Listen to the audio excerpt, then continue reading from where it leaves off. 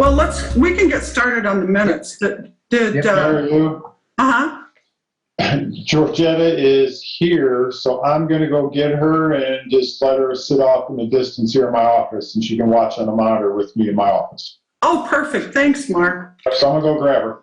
Okay. We'll wait.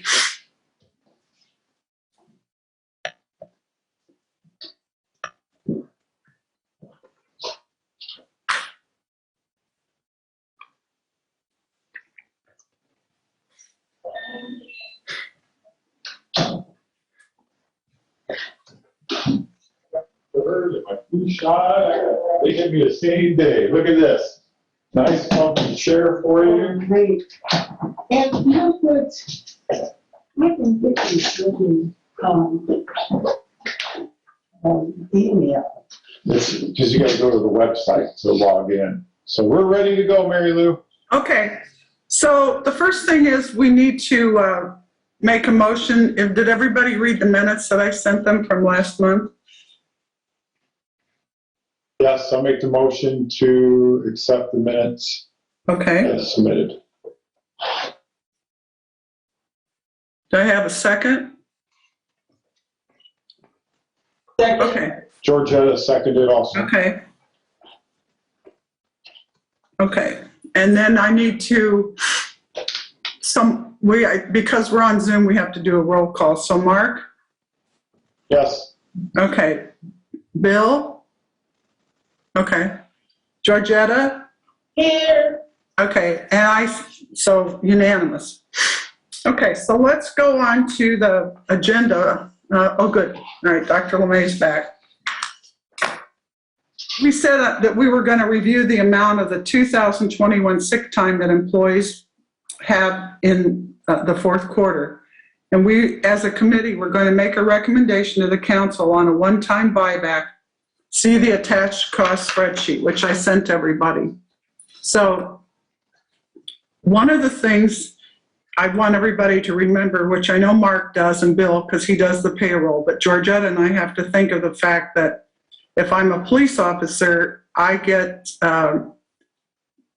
more sick time because I work 12 hours a day instead of 8. So if you look at it, I don't like to use their names, but one of the reasons we came up with this is that the police chief, not so much in the street or water or the clerk's office, but if they use their sick leave, he's the one that is rather penalized, especially if there's a lot of time taken off. So I came up with a cost to the town based on their hourly rates, and that's what I did. So it's just a formula.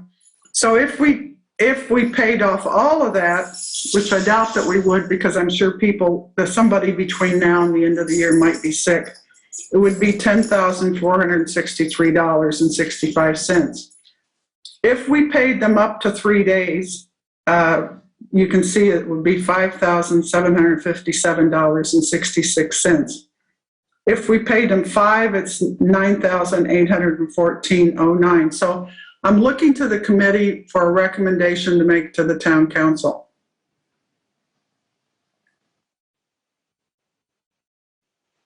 Mary Lou, how would it be if you paid them a percentage? Because if you pay up to 5, then they're liable to use 5 minus however much time they've got. Whereas if you pay, I see what you're saying. They'd use, well, let's say a police officer has 72. Yep.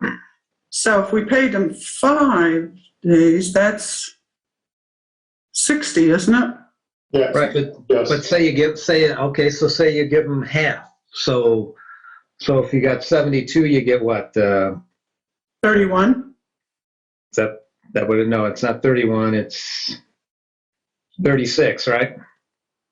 Oh, yeah. Okay. Yeah. So would that maybe the idea would be we don't want to incentivize people to use their sick days so that Mark has to fill in, or Mark has to find somebody and pay him time and a half, right? Right. So if we wanted to do that, would that maybe help in terms of incentivizing them to not use them? Well, I also have a suggestion, and I'm glad Bill's on here since he's the clerk, is what if we just this, we are working on the policy for the PTO, and they will now be able to bank it. What if we let them bank their time? And then the new policy takes into effect January 1st. So in other words, they'd already have time in their bank instead of taking time off. And that way it wouldn't cost us anything right now. I mean, it's something to think about, but we have to make a recommendation. We should make a recommendation or what we're thinking, and then we can bring it up at the council meeting. Mark, do you have any thoughts on that, or Georgetta? Yeah, I guess I'm looking at, well, if we gave the employee the option of taking, like what Dr. LeMay was saying, if we met them halfway, 3 days they could take as pay, or 3 days they could bank in the following year as banked hours. That would start their bank. I don't know, Bill, what's your thoughts? He's going to have to come into your office because we can't hear him. Wait a minute. Hold on, Bill. I got to find you on here. You're unmuted, it says. Is he? Bill, can you hear us? Not up, yes, if you can hear us. Can you hear us? He can't, Bob. Apparently not. Here, let me call him. Does his computer have a microphone? Yeah, I'll call him and see.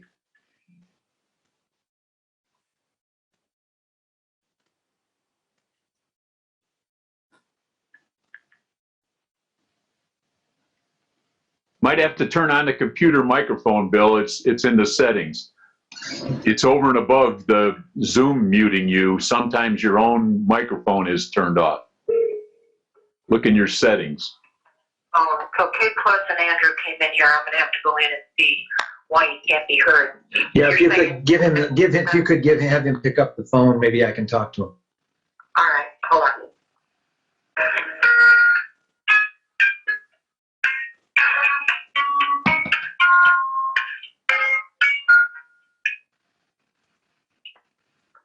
Okay. Hey, Bill, okay, so take a look at your computer. Does it have a microphone on it? Yeah, it does. Okay. Then look at the keyboard.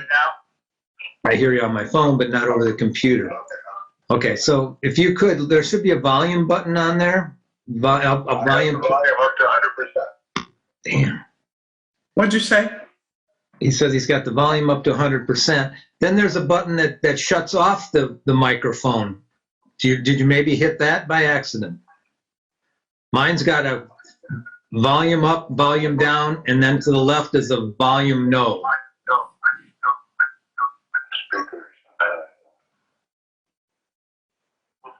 Hey, Toby, look in his settings and see if in his settings he's got his microphone turned off.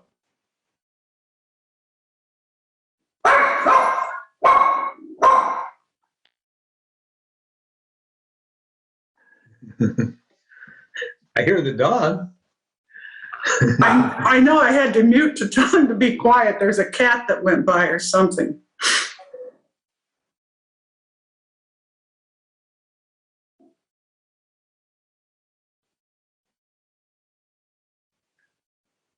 Bill was so proud of this new camera this afternoon. Couldn't wait to try it out. Bill, you look good in the camera. We're going to have to read your lips. Oh, okay, I hear him on the phone, yeah.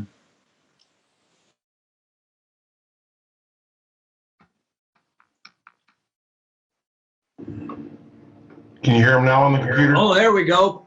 You got it. All right. Thank you. Thanks, Ted. Okay. I hope he remembers what he did. Bill, don't push any buttons. All right. All right. Toby, thank you. Is my volume too loud now, guys? You're perfect. Okay. Perfect. This is just as an aside. The K Plus guy did come in and he set up his camera and everything else, but apparently this little $78 special, we hadn't figured out how to do the we went all on the camera, not on the speaker. Yeah. Okay. All right. So Mary Lou, you had a question for Bill. Oh, Bill, we were, and I think you could hear. I've heard everything. And the question that we were mulling was, do we offer 3, or do they want to bank, start a bank? And I think I can find $5,000. We had some spending of the $5,000 to get one of the employees up to speed on the perf, but I think we still have money that we have saved. I budgeted for a 10% increase in health insurance costs, and it went down a 0.1%, and that's like a significant. That's probably $10,000 or more that I budgeted for that I did not spend for. So we could afford that out of that, and I think we could also afford it out of street and water. So I think we've got enough. Most of the, Carlson and all of the, and Renee and all of the rest of the, most of the money comes out of the 101 fund. So I think I can Well, find. the other thing is, Bob, I was thinking that if we paid them, then we start off with a clean slate with tracking next year for PTO. So I kind of like that if we have the money, but I was just trying to incentivize people to not use their sick time. I'm not so worried about, I'm worried more about the police because you can see they're the ones, 2 of the police haven't taken any time. 1 policeman's taken 1 day. 1 of them's taken, looks like 2.5 days maybe. And so if we could some way incentivize them, but the other thing is then that it's a little bonus for everybody if they get the money up front. If you, I think the previous incentive plan was with the 6 unused sick days. If an employee had not used any of the 6 days, they were paid for 3. If they used 1 up to 3 days, I think they were paid for 2. And then if they have less than 3 days remaining, they were paid for 1 day, something like that. Yep. I think that was the old plan, right, Bill? Yes, that's correct. So it was kind of like that 50%. More like what Dr. LeMay was just recommending. So if you have not used any days, you would be compensated for 3 days. If you've used at least 1, say you have 5 remaining, you would be paid for 2. And then if you have 3 or less, you would be paid for 1. That was the previous plan. Georgetta, do you have any comments or anything you want to tell us? No, my only comment was the fact that whether or not everyone was apprised of what the discussion is all about. I don't want anyone to feel surprised if something new was decided for them and they didn't have some input or their thoughts weren't. Well, this would just be a one-time thing before the new PTO kicks in. Okay. So, Bill, do you have any preference? No, I think it would be of benefit to pay and to give them 3 days. And, yeah. Okay. Mary Lou, I agree with you. The clean slate idea is if we can compensate them this year and start the new year off with the new PTO policy, I think it'd be much easier for all of us. Well, it is. It's easier to, then you don't have to say, well, in 2021, we had a one-time thing. So are we, the committee, we would like to make a recommendation to the council to pay up to 3 days? I would make that motion. Okay, just a minute.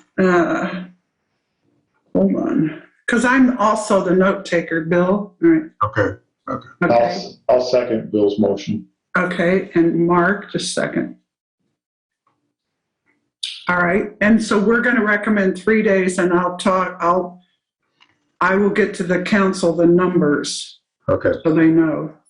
Then Okay, Mary Lou, are we gonna do 3 days if no days were used, 2 days if one, and then one, or how are you proposing that? I was just going to make it up to 3 days. Up to 3 days? Okay, Yes, very good. That's what's in your schedule, is that correct? right, yes, that's what's in the schedule.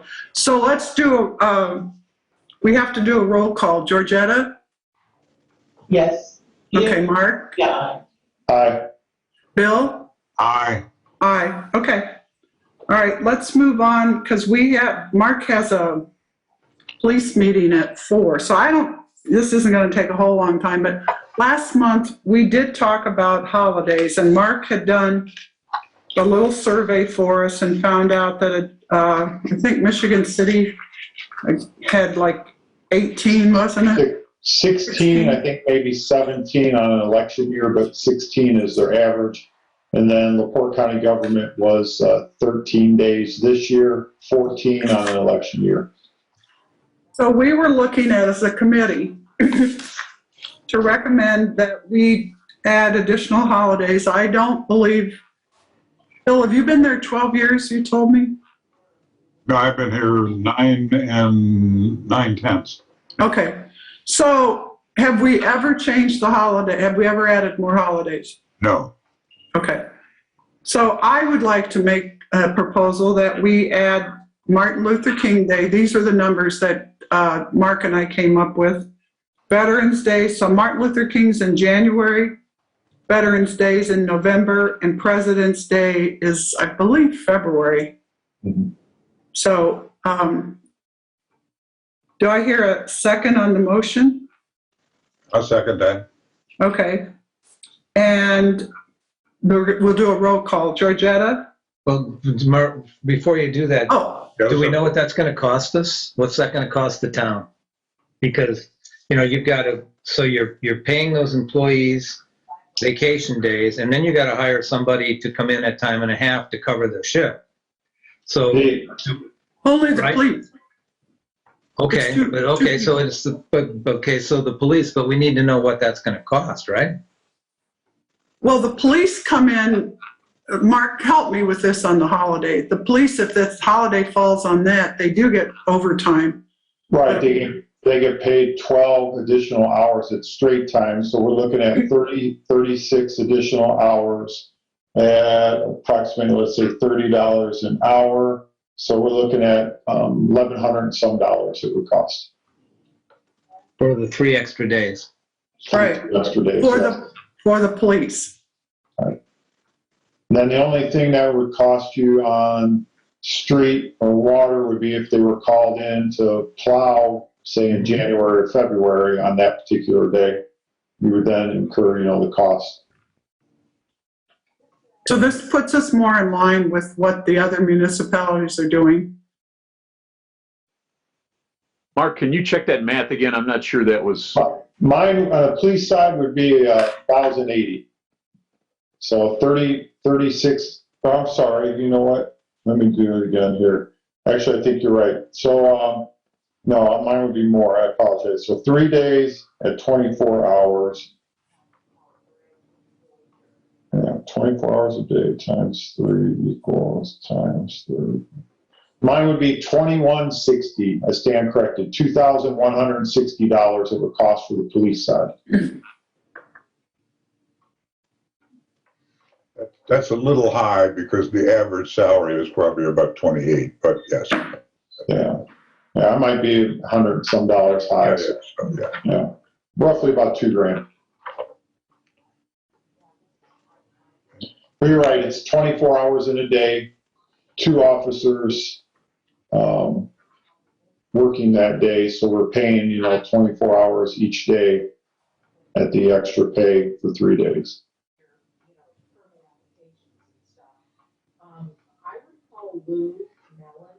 And Dr. LeMay, if it helps any, I talked to some of the other surrounding departments, like the Trail Creek Police Department.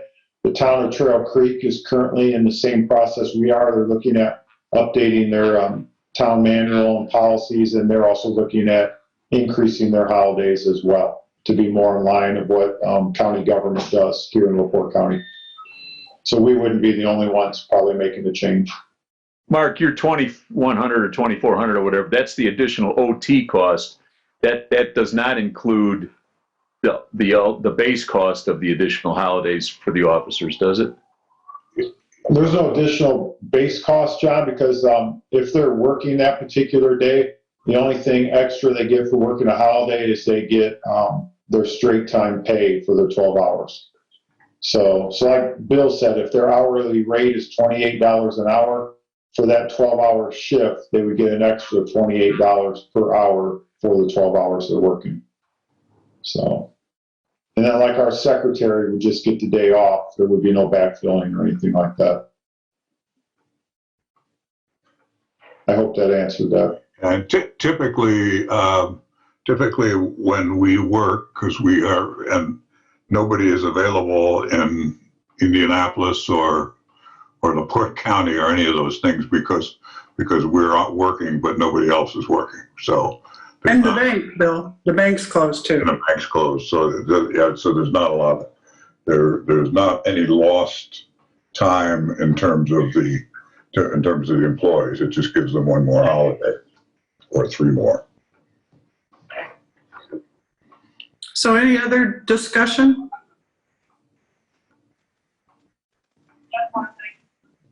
Okay, I made the motion to make the recommendation of the council. Bill seconded. Georgetta, what'd she say? Yes. Okay, Mark? Aye. Bill? Aye. The reason, and I say aye, the reason we do this is we have, I believe, Dr. May, we have to do this because we're on Zoom. And number two, this helps the court reporters know who, if we didn't have the unanimous thing. So I will get with some of these things that we need to do. I'll get with Deanna after the meeting. So the next one is the employee handbook. And our Bill, Mark, and I have met with the HR consultant the last 3 weeks, right, Mark? Yes. Yeah. And then also so let's see. She has got it updated. We'll have stuff ready because what we want to do is send it out to the employees mid-month and have them look at it just so they can see what we're doing. The biggest thing is just to put it in the present time. The last time we did the handbook was 2017, right, Mark? Yes. Okay. And so we've used some other examples with current dates, and then also to put the PTO policy into effect. And we met today at 1:30 and tweaked some things that the attorney sent back, and I'm pleased to report there was only a couple things, and we think we fixed the clarity on that. And I got with her, I just want you to know how quick she was. I asked her if she could have it to me by the end of the month. The end of the month was Sunday, and that's when she sent me the report. So I thanked her, and she said if we needed anything else to let her know. So I was very happy about that. So we will have something for the council. We will have something for this meeting in December, and then we will have something for the council to approve because the policies have to coincide with whatever the handbook says. So there's just a few things in there that we had to change. So anybody, Bob, do you have a question? Yeah, shouldn't the council approve the PTO policy before we change the handbook? Aren't we kind of getting the cart before the horse? The horse before the cart? You know Sure. what I'm saying. Yeah. Yeah, I can have that ready for the meeting. And Okay. I will. Good. Okay, let me put that down.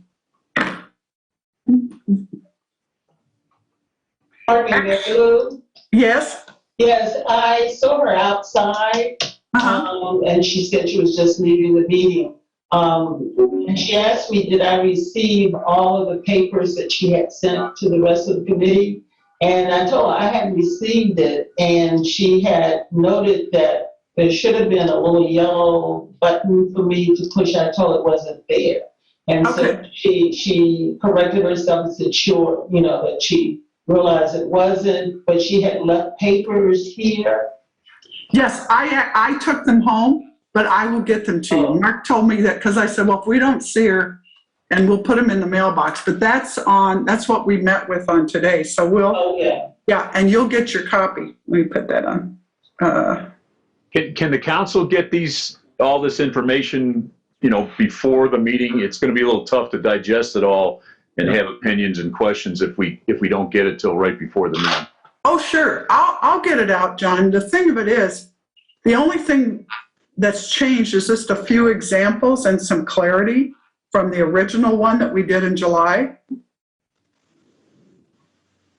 Yeah, either way, I'd like to have it in our hands. It'd be Oh, nice sure. a week ahead of the meeting, but obviously that's not going to happen. It's But not going to happen. I'll try to have it by Friday. Because Mark fixed it while we were in the meeting. are we talking about for the November meeting, Mayor, or are we talking about December? I'm confused. The November meeting, because as Bob said, we don't want to get the cart before the horse. Okay, so you're saying you can have this stuff to us tomorrow then? Yes, Okay, great. Not Thanks. all, not the employee handbook, but the PTO. not the employee handbook, but the PTO policy, because Bob specifically said, how are we going to, we should look at that before we do anything else. Yep. So, okay. So moving on to, let me see. Bob, Dr. LeMay asked me to, he felt that since Bill eventually wants to retire, that we needed to know what the surrounding areas are paying. And we haven't increased the clerk treasurer's salary in I don't know when the last time. I know it hasn't been There might during have been this. a slight increase, but Yeah. 7 years ago, yeah. So if you look at your attachment, I went back to the survey that we had done last year. And these are people that we usually survey ourselves, that we compare ourselves with. And I looked at Burns Harbor and Westville and Porter, and their average, it's just a formula on there, was $56,576 a year. Currently, our clerk treasurer makes $34,268. I'm sorry, that thing talks. So we are about 65% behind what other area towns pay. Do the other towns also have an assistant clerk, much like our structure? I didn't check on that. I will tell you that they do. Okay, and then how about population of those? Burns Harbor also has a building department part-time secretary, which is what the assistant does. And do we know the population of those towns compared to ours? No, just a minute. Okay. But these were ones that this isn't any magic by me. Let's see. No, I don't, but I can find out. Burns Harbor gets, I don't know what their population is, but their income stream is probably about 30% more than ours because they've got that the steel mill Right. there. Yeah. So they do generate. Of course, almost all their income comes not from residents but from the steel mill. But yeah.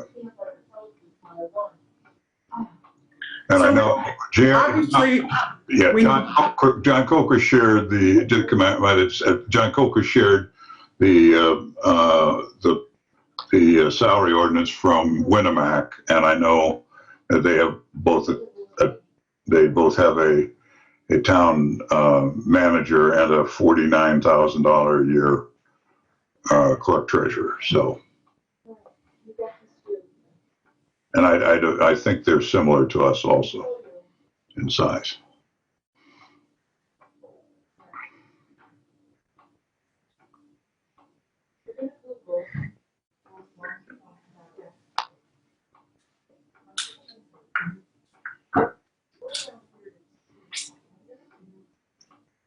So Mary Lou, is there a recommendation of a salary range that you wanted it to fall into? Well, I didn't think we should bring it up 65%, but if Bill's leaving, we need to be able to find somebody that would want to come in and take the job, and we have to be competitive somewhat. Yeah, I've got some population figures for you if you want them. Porter, these are, I think, 2010, they're not the latest, but 4858, 4,850 for Porter, 1,160 roughly for Burns Harbor, and 5,853 for Westville. What was the number for Burns Harbor again? Burns Harbor is 1,156, Westville's 5,853, and Porter is 4,860. 4860? Okay. What's What our? are we? What are we? Where? 1,100. Well, that's homes, That's Bill. households. That doesn't count for population. That's about the same. That's what I couldn't figure out when I moved here, guys.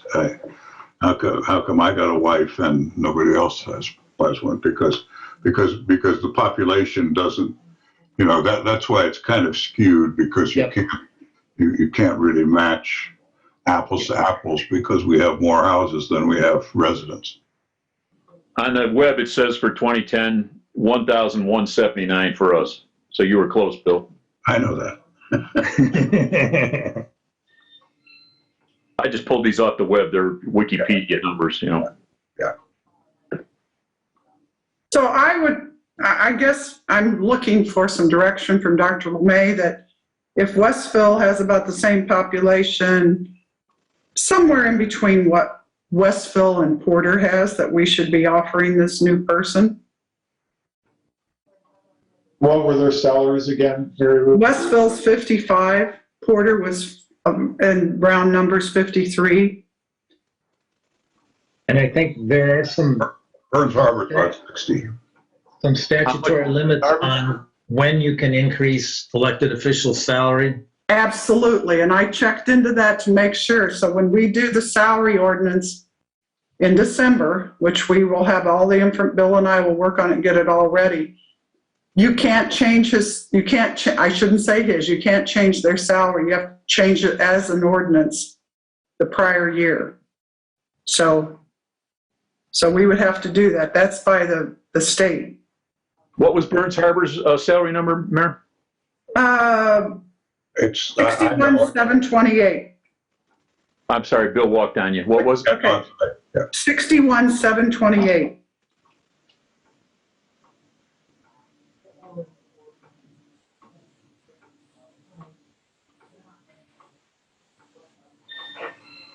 And wasn't there some limit as far as when you could do it?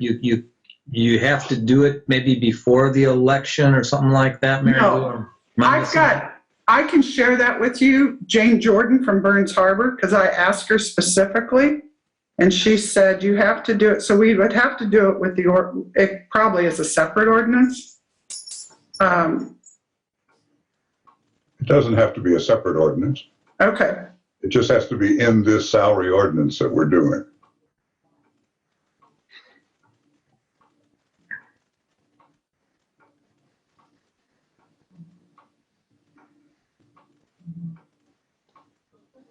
So I guess I'm suggesting that we raise the salary to, well, I'm looking for everybody else's input, but the average out there is 56. And I think if we put the person somewhere between 52 and 55, we could probably attract someone to be the clerk treasurer. I don't think we have to go that high. And I'm the guy who's looking with 34 is fine. But my feeling on it is 45 to 48. I mean, I recognize that we want to play catch up, but I think that would still provide attraction to somebody from the outside. So. Which is 34.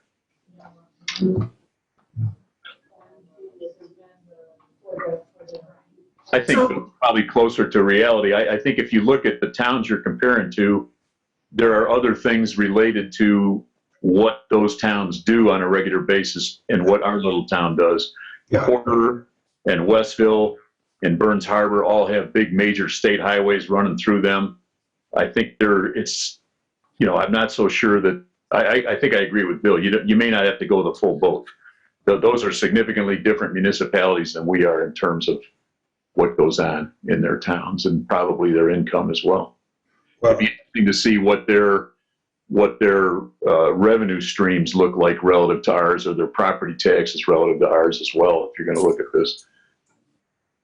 Mary Lou, what if we made a recommendation to the council on a salary range of 46,000 to 53,000 based on experience, and then the town council considers that?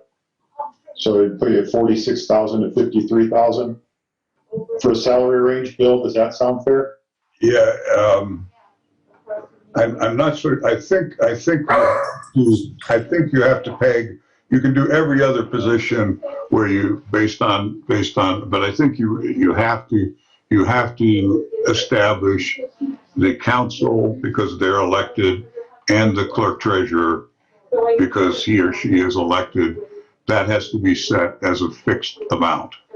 I mean, so we're going to have to pick a number that fits that. I mean, I think it's got to be. It's a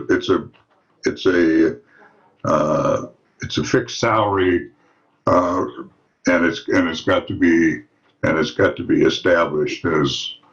Right now, 1318 per every 2 weeks adds up to the 34,000. So I think we'd have to come up with a number, whether it's 46 or 47 or whatever it is. But I think we're going to have to agree to a number now. And I will say, with all modesty, Burns Harbor is paid $61,000, but she is an absolute dynamo, and so I'm not attempting. And she's been there for a long time, and has is really, she is the one that the State Board of Accounts sets up as the den mother for all new clerk treasurers in the Northwest Indiana area. So I kind of agree with John Wall that we don't have to match everything, because there's a lot of different factors that go into that. And but I understand, Bill.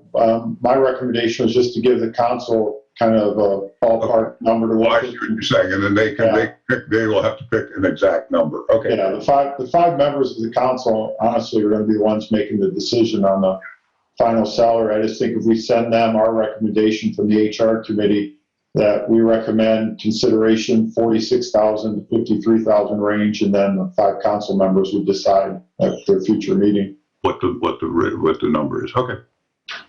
John, what do you think those numbers? That sound fair range, or should we go a little bit lower? Or? Well, I don't have a problem giving the range. I think that's a reasonable thing to do. I guess I just would like to be able to stand in front of the taxpayers and say something along the lines of, these are equivalent positions in equivalent towns. I don't quite know if we're there yet. I appreciate Mayor's research on the salaries, but I think we also have to say to ourselves, hey, these towns are equivalent. And I'm not ready to say that yet. We need a little more homework on that. I think the range is fine, but before we tag a number, I think we need to have a little more justification to make that kind of a jump. I don't disagree that 34 is probably ridiculously low. You just have to have a rationale behind what you're doing. Bill, do we know what Trail Creek, their town clerk, makes in Trail Creek? Do not.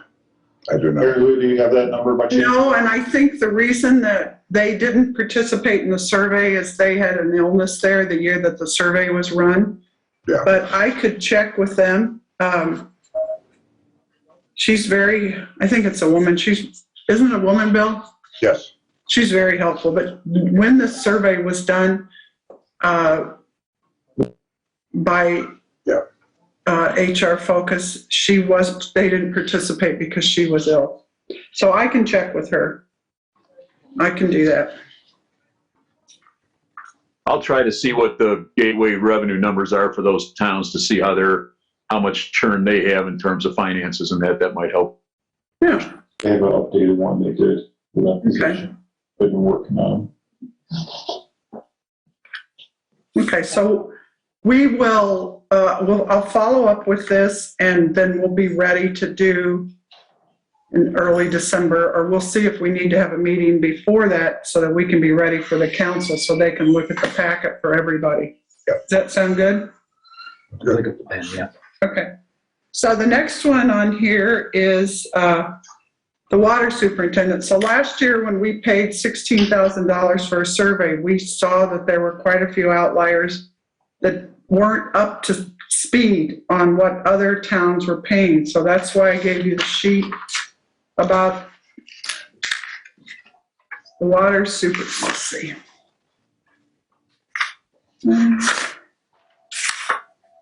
I'll tell you, the barking dog got me all rattled, and I had to go get his owner to take care of him. Right now, our water superintendent makes $29.09 an hour.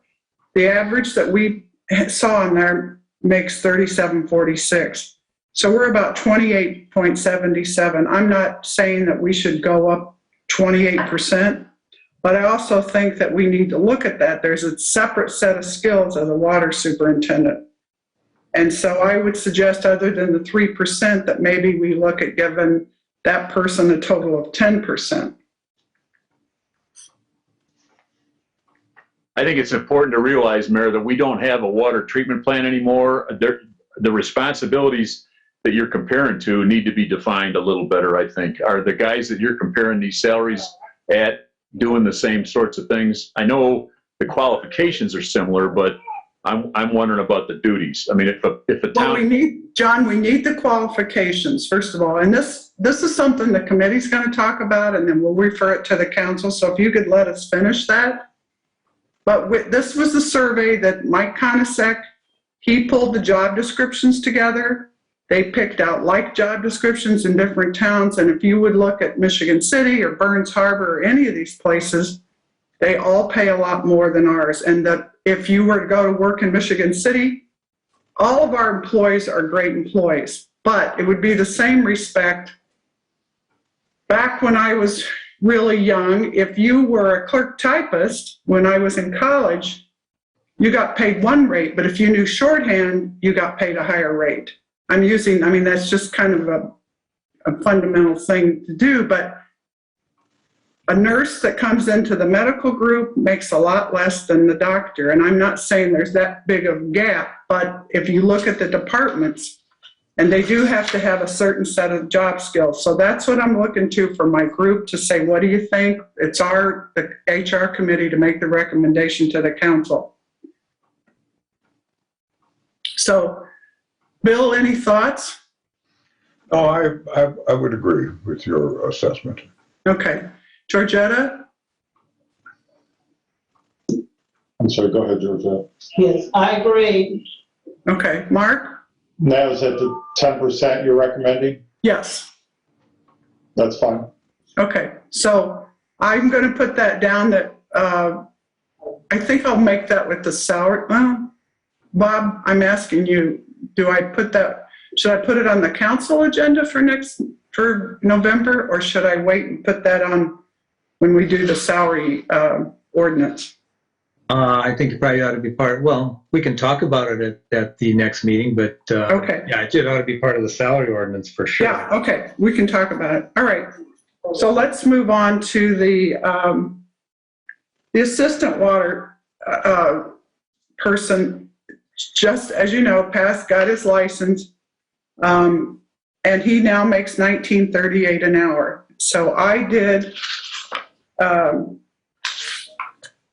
survey. If I'm hired in Michigan City, and by the way, I'm sure all of you realize it's just hard to find employees. Yes, we're lucky. We don't have a lot of turnover. Austin's probably, I'm trying to think, he's probably the youngest person in the whole town other than Bill. Right, Bill? That's correct.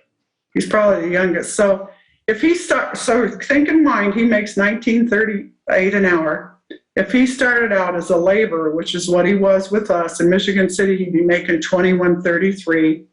After the probation, and by the way, they tried to recruit him away from us, he would be making $21.85 with them.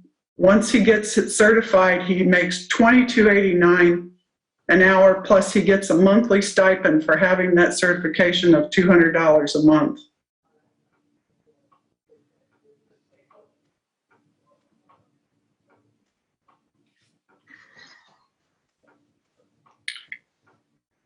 So I'm looking at, and this can go on the council meeting, that we, first of all, we usually, historically, and it's probably before Bill's time, and it might have been when I was on the prior council, that when somebody passed their certifications, we gave them an adjustment.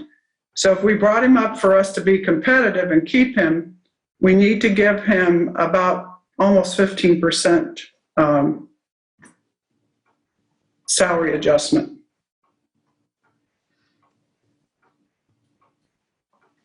Mary Lou, my only concern would be that when looking at on the street department side, that we've had this ongoing dispute about the pay differential between the two employees. Mm-hmm. Sort of, Austin and then the other employee on the street department side. How's that going to fall into play with the pay difference? Well, it's, first of all, because Mark, it was before your time, but when Ron passed away suddenly, and I wasn't on the water department yet, but they promoted Greg, then we had an opening. And I felt very strong that you should look from within to see if anybody else is interested. And I asked them to talk to Brent, which they did, because there's a certain discipline. You have to take some of these classes, you have to do all that. And like I said, Brent is a wonderful employee, but there's certain skill levels. And no, he would be making probably $2 more an hour than Brent will. So that, if you want to look at it that way, but if Austin left today and we tried to find somebody, we're going to have to pay them probably that much or more. It's based on their qualifications. When he came to us, he already had 5 years with Woodruff. So I'm just asking for my committee, which, Mark, I'm glad you brought that up, and I've thought about it. It's not going to be easy for them, but we can't suppress one group because the other group doesn't have the same skill set.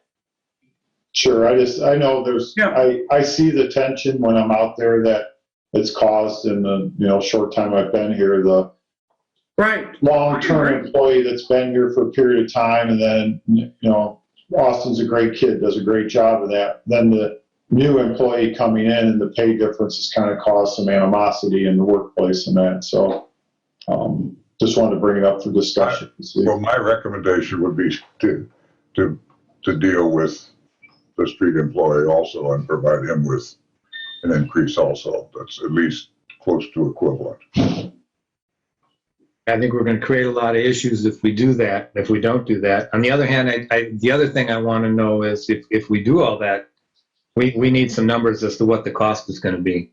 Oh, sure. Yeah. So I think before the town council looks at this, those numbers need to be there. Yeah.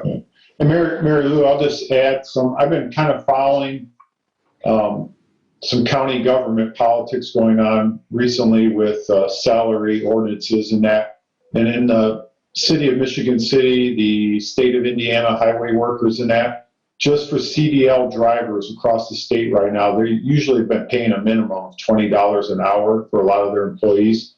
So you bring up a very good point, Mary Lou. If we had to go and replace one of our valuable employees currently, we would probably have a difficult time finding a quality applicant paying at some of the rates that we're discussing in that. So, but yeah, it's changing all across government. We're seeing big increases right now, and I think we just need to prepare. And they can go. You see all the people that are begging for employees to come in. They tell me at Trader Joe's in South Bend, you start out at $18 an hour. Yeah. And you get bonuses and so forth. So I can do that. In Michigan City, if you have a CDL license and you make 2237, if you have the certifications where you've taken all the tests, you're going to make 2289. So there's about 41 cent difference. But so you would like, Dr. LeMay, before we do any of that, to get the cost? Oh, absolutely. Yeah. I think yeah. anytime we make a change like this, we need to know. Yeah. But like Mark said, if they left, we're going to have to come up with that money to even, well, first of all, if we could even find somebody. They're all staying home. It's more fun, right? Well, I think the other thing to consider is if Tom Dolph left, not only would we not find anybody, but we'd be screwed. Right. Yeah. So, Well, for every dollar an hour, it's pretty simple math. It's roughly $2,000. 1,080. Yeah. So I'd be happy to put that together, and I'm not opposed to doing something, if we were going to have, if you look around, we don't want to go there with all of this, but there are some real inequities that happened. And if you don't think the park program director making $28 an hour doesn't irritate all of them, and that's been going on for a long time, you'd be mistaken. So we have to keep that in mind. I think all the workers have gotten over that. I don't mind looking at Brent's, but if you look at the survey, which is what we used last year, the survey showed that he was well within the range. So anyway, I will get those numbers. That shouldn't take me long. The next item, which I need your help, Dr. LeMay, is, and this has to do with the State Board of Accounts.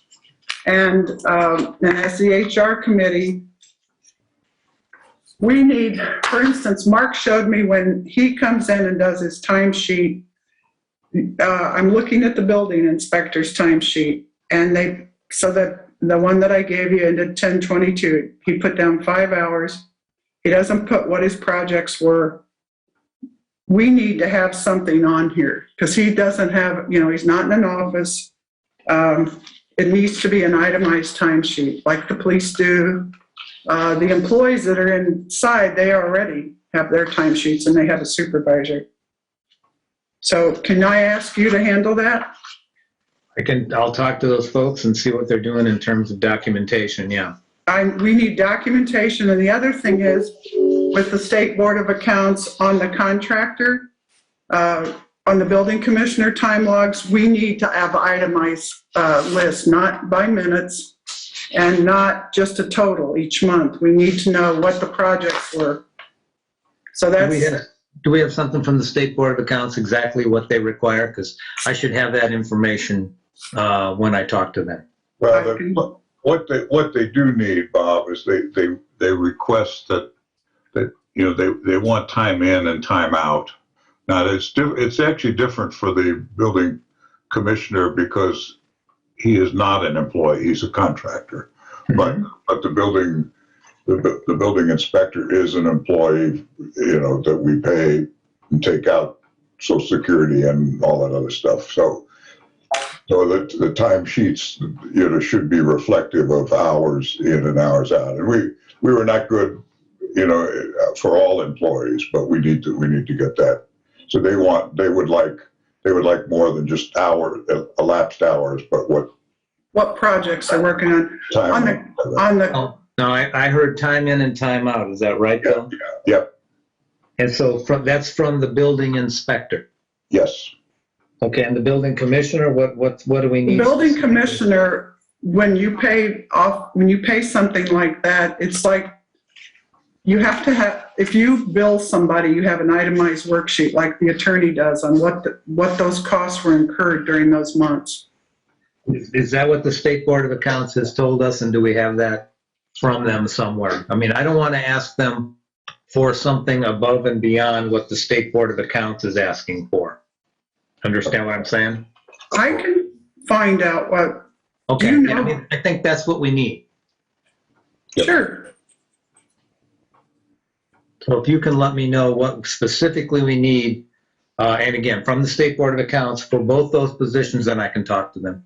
Okay? Well, the employee position is the same as our employees, and so they are required to put down what they're doing. I mean, Well, that's not what I heard from Bill. Bill said time in and time out. Is that right, Bill? Yeah, no, you're right. It's not, Tom Dolph does not report every project that he works on. He just, Yep. But he does give me time in and time out. Time in and time out. Okay, but then I need to know what we need from Larry Wall too. okay, sounds Okay, great. if you let me know. I'll talk to them both. But yeah, let me have that from Oh, the yeah. State Board of Accounts. That would be great. Okay. The last item before we open it to public comment is when Mark brought up the suggestion, I hope he doesn't mind me using his name, most companies do not have the employee handbook on the website. And so we're talking about having that removed. Does it hurt us to have that on there? I don't know. I was the one who sent an email saying I don't think we should have the employee handbook on the website, but I was overruled, so that's fine. But I still would. I just think it's information that's that I'm not sure that. I mean, Mark is getting the employee handbook, and he will have it available to every employee because I think they can get. Can they not? Could not a non-police employee get on your site, Mark? Yes, on our network public drive, the handbook, all the policies, and the town's forms will all be located on our network, so it'll be readily available in a digital form. I would agree also that having it on the town's website, especially since we're going to be updating in January 1 of 2022, that we just take down what's up there now and then not replace it and just keep it in-house unless a public records request comes in for such information, and then we'll provide it at that time. Plus, Dr. LeMay, everybody will have an employee handbook once we update it. Right, but I guess I'm trying to figure out what the harm is of it. Once we redo it, what is there a downside to us putting it on the website? I mean, to me, that's being pretty transparent. I really would like to not encourage more FOIA requests. So if we had it up there, that would hopefully discourage any FOIA requests there. Is I don't there a think negative we've to having ever- it up? Bill, have we ever had a FOIA request for the employee handbook? No. Is there a negative to having it on the website? I guess that's my question. Most companies do not. Okay, Yeah. but is there a negative to doing that? Yes, you could have the person out there that wants to nitpick us, and yes, that's true. I mean, I really feel strong about it, that it doesn't need to be on the website. Everybody will have their own copy. I see no benefit to the public for that, but I get what you're saying, Bob LeMay. That it looks totally transparent, but I think that's more information than they need. I mean, we could put on the financials every month also, Mm-hmm. but I just think that's it would just be confusing, I think, to a lot of people to put that on there every time we print 18 pages. But I mean, I suppose that stands the same test. We're giving them more information, but I don't see the benefit. But Okay.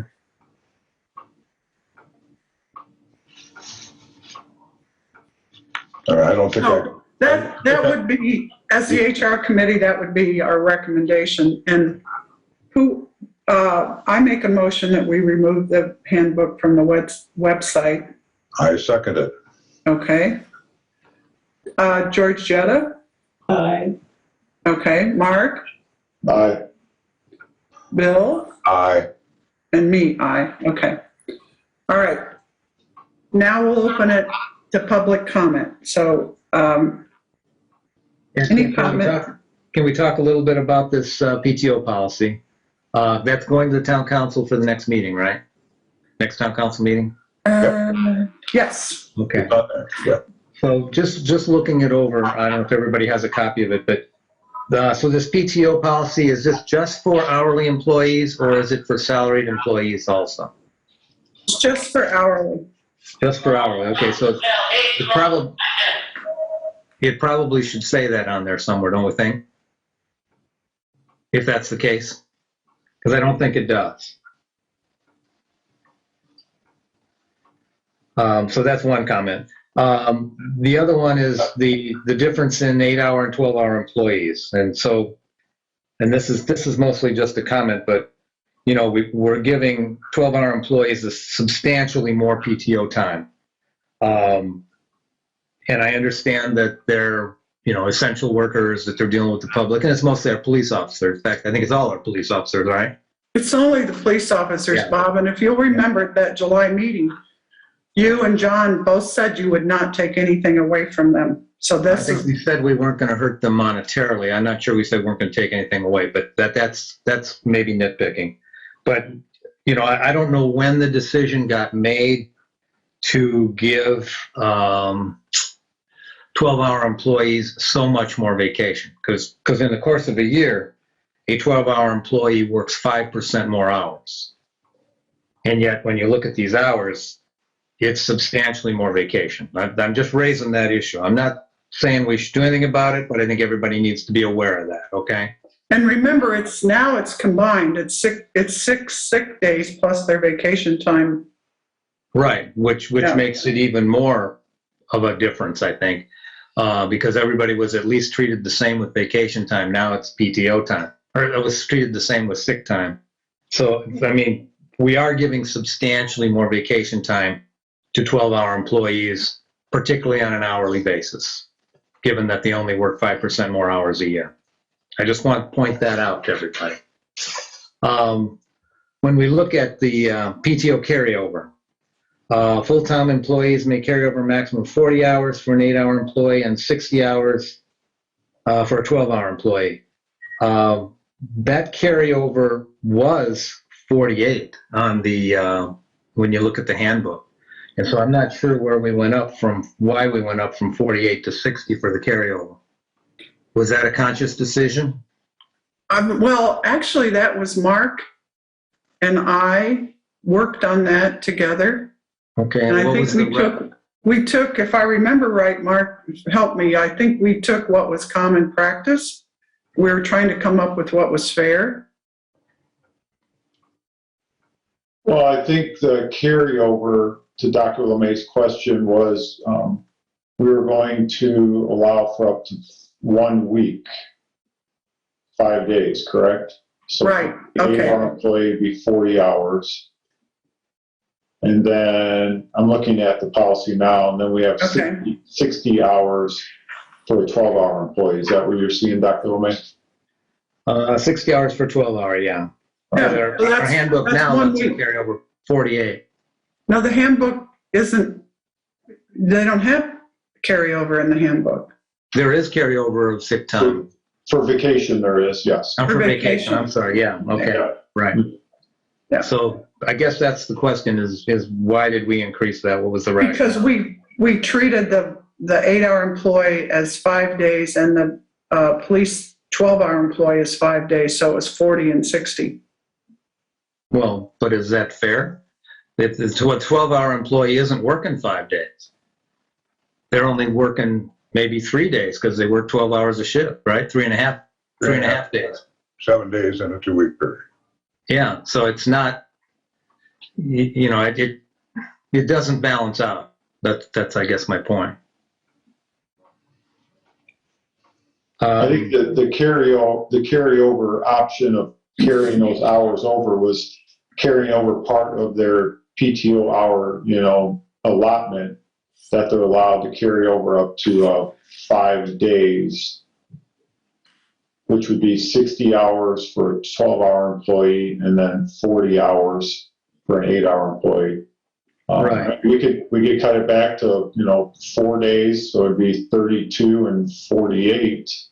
It just seems like we're increasing the town's liability with that carryover because, when we do our budget, we're going to have to think about that every year. So how many carryover hours does the police department have? How many carryover hours does the water and street department have when we do the budget? Because you never know when you're going to have to pay for those, right? So it just seems like we're making our our liability there more. It says here, a department head may approve additional hours carryover when requested for special circumstances. I guess I'm wondering what kind of special circumstances we're talking about there. I'm not quite sure what an employee is going to say to their supervisor to say, I need more PTO carryover hours because I'm not quite sure what reason you'd have to want to carry over more. Mark, maybe you could use that one when you told me about the police officer in Michigan City that had cancer. Yeah, and people were actually donating time to that individual. I guess to Dr. LeMay's question would be, let's say your spouse is going to be delivering a baby and Okay. time off. That would be a special circumstance. 9 months in advance, you have a child on the way. Let's say you find out in April that you have a child coming in, say January the following year, and you'd work with your department head to say, I want to roll over into the next year X number of hours, say 70 hours. And while we're slow in January or February, I'd like to take a little bit of time off to be with my child and my spouse, something like that. I see the point, but I can honestly say it would be few and far between. It would be an illness, a birth of a child, maybe to care for a loved one, something like that. And then again, the department head can honestly deny the request. And, and that might be a reason. I think your example is a good one, and I think that fills me in on why somebody might want to grant that. PTO bank hours. So PTO full-time employees can bank 64, 8 hours, 96 for a 12-hour employee. Banked hours carry over each year. And then this is the part I have concerns about, and shall be calculated separately from the annual PTO balance. Because it's like, think of it as one is an account, the other is a savings account, like a bank. So if I'm a 8-hour employee and I'm carrying over 40 hours from PTO carryover, and then I can bank an additional 64 hours on top of that, is that right? That's the 64 hours is the maximum that you can hold in the bank. Okay, but does that include carryover hours from the previous year? Because it says here it has to be calculated separately from the annual PTO balance. All right. The carryover hours would go into your annual PTO balance that you start the year off to work for your, paid time off leave. Would not go into this banked hour section in that. So in other words, an employee, for instance, carries over, say, 36 hours into the next year. On a 12-hour employee, what that simply means is they would be taking off 3 additional days in the incoming year. On top of, let's say they had 20 days already, now they have 23 days to take off in that year. Whereas the bank hours would be there as an emergency type bank. You're playing basketball tonight, you break an ankle, you need to be off work for 6 weeks. That's when you would, go into your PTO bank, use some of those hours along with some of your regular PTO hours to carry you so you don't go on unpaid leave.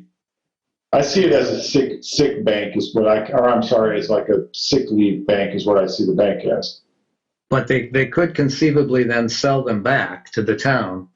And so it looks to me like if you take those to the maximum, when I do the math on what employees are making per hour, looks to me like the town's going to be carrying over, or could potentially carry over, an $18,827 total liability from year to year that again is going to have to be figured in when they do budgeting, saying, it's possible our employees, they decide they want to sell back all these hours that they have, the town's got to come up with this money. So when we do budgeting, we're going to have to put that money aside in a lock box, like they used to say, that we're not going to be able to touch because we may need to get at that. Is that correct? That's correct. Those hours would be compensatable. We would have to pay them. That's the point, Dr. LeMay. So we are tying up a fair amount of money with being as generous as we are with this PTO bank and PTO carryover policy that the town's not going to be able to use. We're going to have to put that in a separate account. And I'm not sure that employees are all that concerned about being able to bank their hours, that it's worth the town tying up that money. I guess that's my point. Well, only if they bank them. If not, we don't have to have a reserve for them. Right. Right. That's exactly right. Yeah. Are we guessing that this bank is going to accumulate over time, or does it get wiped out annually? That's the other thing I was confused about. Over time, it would carry on, John. So in other words, and John, you bring up a good point. So if an employee was to bank hours, let's say in 2022, let's say they bank the maximum 96 hours for a 12-hour employee, and they bank those in 2022. And then they don't ever touch the bank and they retire 2 years later or quit 2 years later, you're then paying them in, say, the calendar year 2024 at that pay rate. So yeah, there is some liability that we do open the town for having banked hours there. But Mark, there's also a maximum that they can carry over too, or that they can have in the bank. Right, and that's what I was using. I was using the maximum and just saying that, let's say they bank the maximum, they never touch it, but they just keep carrying that over year to year, like John's asking. That liability is there. Rather than, and I guess my 2 cents on it, if we're looking at the policy as a whole, where we look at the carryover and the banked hours, I'd rather see if we're going to discuss removing any portion of it on the council's behalf, that we just remove the banked hours and continue on with the carryover hours, rather than scrapping, the whole thing. I agree with that. I think that the bank does throw in a lot more liability. And I don't think the employees are going to be all that grateful for us having put these banked hours in there. I think that we're, for relatively little positive kudos from an employee, we're taking on some liability that's going to be a little bit of a noose around our neck for, years to come, because we got to consider. So that would be my suggestion. Sounds like we've described this in 2 different ways. Mayor, a minute ago, you said that the bank had a limit, and then from what Mark's saying, it's going to continue to accumulate every year. No, there is a maximum on it, on the bank. It's 64 hours for an 8-hour employee and 96 for a 12, permanently. Yep. Yeah, but the way it's worded, it says it's exclusive of the carryover. It's confusing. Where does he say exclusive? When do you drop some of the hours off such that the maximum is not exceeded? I'm confused about that. What John's saying in the PTO banked hours, Mary Lewis, the last sentence says the banked hours shall carry over each year and shall be calculated separately from the annual PTO balance. Right. And so they're capped with, the maximum of 64 and 96. But yeah, once you reach that maximum PTO, hour number in there, then The bank hours. Yeah, you're capped. But You're capped. That carries over from The only thing that moves up in price is if they get a pay increase the next year. Right. You're saying that the bank doesn't go away ever. In other words, they get. Well, if they exhaust it, it goes away. That's not my question. My question is, do they get that annual allotment of banked hours every year, and then it never goes away? You're going to accumulate, significant money every year then for each employee. When you say it's capped, that's an annual cap. It's not like you wipe any of it away at any point in time. No, you would wipe it away when you use it, John. So let's say if you go into it and you take 40 hours out of it that you use as PTO time off, then, if you had 64 in there and you took 40 hours off, you'd only have 24 left in there.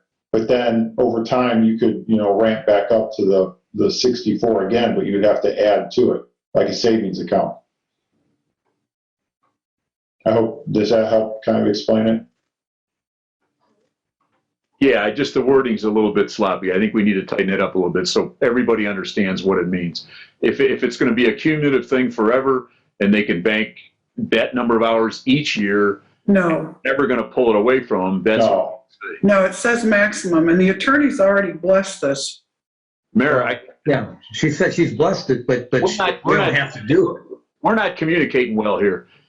Are we saying that I think Mark just said, each year they can accumulate that number of hours, and then they accumulate each year's hours ad infinitum such that you could have a balance of significant hours over multiple years. There's a, No, John, that's not what it says. There's a maximum amount in your bank. I know exactly what John's getting at. What's that? Do you want me to explain this? Yeah. Jump in from your computers, you're on there. Okay. Just tell them under, yeah. So, John, I understand what, John, what you're saying is, John, you're thinking that on every year they could put 64 and or 96 in there every year. That's not true. They can never exceed that amount. So like one year, let's say I put 20 hours in, next year I put 40 in, I'm at 60. Then the next year I could only put 4 in to max me out at 64. It wouldn't be every year they get 64. okay, that's precisely what I was asking, and now I understand it, if that's what you're telling me. Yeah. It's, the wording in that right there is a little bit confusing, because when we say it's exclusive of the carryover, and you say that it accumulates, if there is that maximum, it needs to be understood that there is a maximum, because I didn't read that the way it was written. Yeah. That's good. If that's what you're saying, I understand it now. Yeah, no, That's the way we wrote it. That was the intent. yeah, and I see what John means. I mean, like, the 64 being the max, and then you're thinking over 5 years, you're at, 320 hours or whatever. No, that would never happen. It would never be more than either 64 or 96 in there. So if someone was to retire or resign, they wouldn't have any more than that 64 hours in there. Yeah, that helps us budget for it, because then we understand. Right. As long as the employees are on the same page with us, then we're good. Georgetta's got a question. Yeah. Is that similar to a lose it or use it at the end of the year? Because you can only carry over 64. So, and if you don't use that additional that you might have had, then you're going to lose it. So that's why a number of people will probably take off, well, that extra amount, I'll use it for my Christmas holiday, because I have an extra, 80 hours that I have to use by the December 31st. Or I will lose that because that cannot be added to that basic 64 that goes from year to year. Is that correct? That would, in the PTO policy, is where you would lose it. The Right. carryover in the bank, you wouldn't lose. But No, you yeah, wouldn't but lose the that. other one, you would lose. Yes, you will lose that additional amount. If So- not used Right. or not carried over. used. Yeah. Right. Okay. Okay, so I guess my point is the PTO bank, I'm not sure we're getting a whole lot of bang for the buck with that.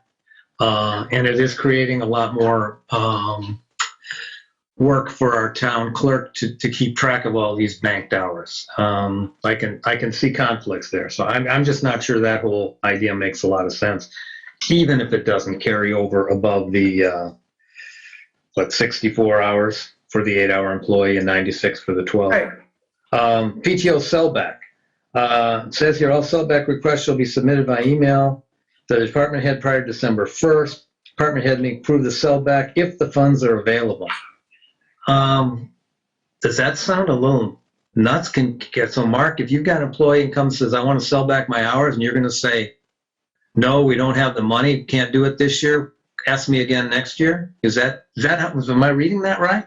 Yeah, and I've had to do that in my past employment as well. So what happens is, let's say an employee has 40 hours they want to sell back. Yeah. And if you have the money in the budget, you can buy the time back from them at the straight time. Otherwise, you got to allow them to take the time off anyways. And in my case, I'd have to pay somebody possibly time and a half or a part-timer to fill their spot in that. So, but yeah, you're allowing them to sell back a certain amount of hours. So, Okay.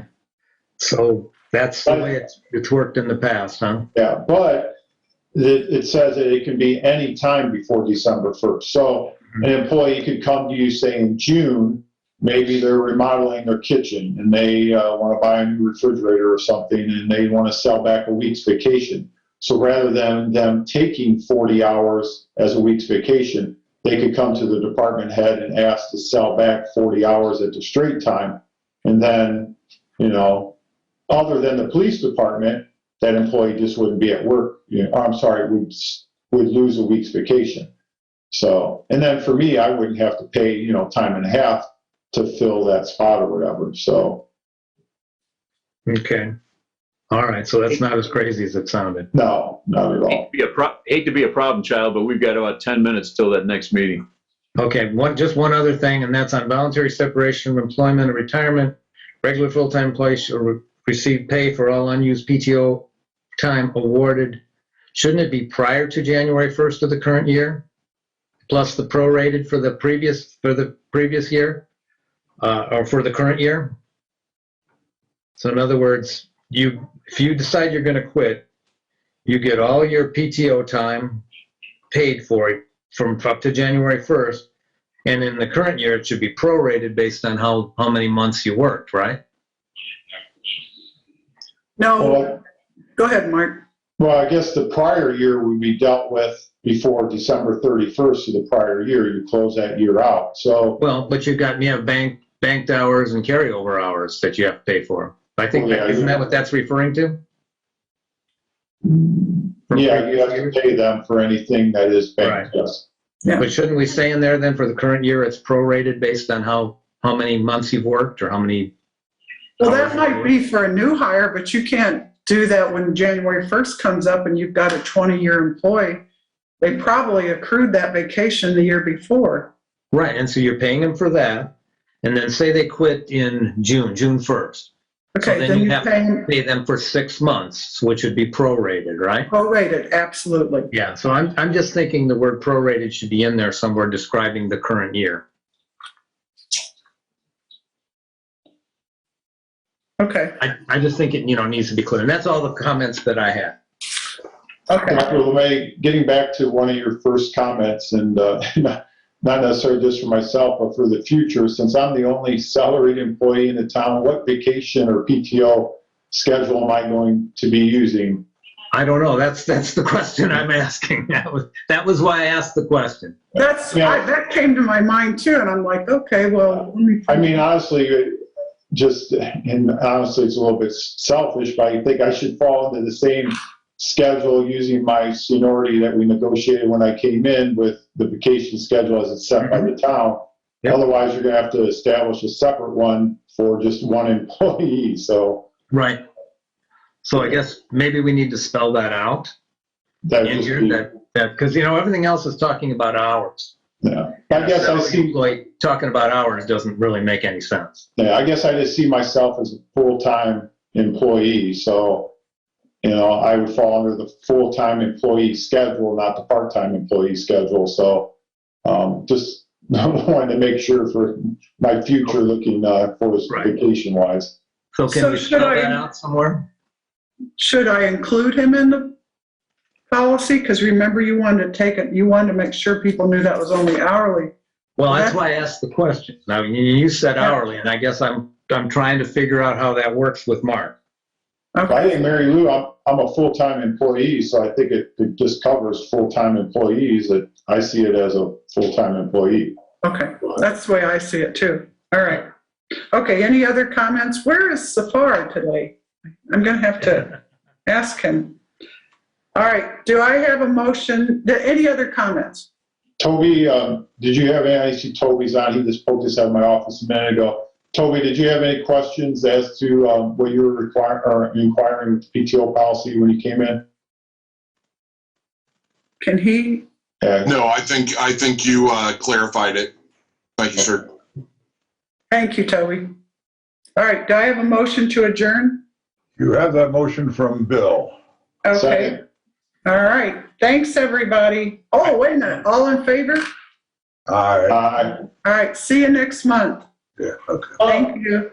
Question, Oh, okay, is that gonna be a Zoom meeting? Yeah. yeah, until further notice, but you know what, we'll figure out something for you in the chambers.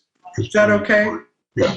Well, right now, she's 6.3 feet away from me, so we're good Well, I'll now. tell you what, Georgetta, I was going to stay there because I had a meeting, and I thought, well, I'll go home, but we'll figure out something. And Georgetta just had her booster. I've had my third booster and my flu shot. So we've got it rolling off of us in here. So. All right.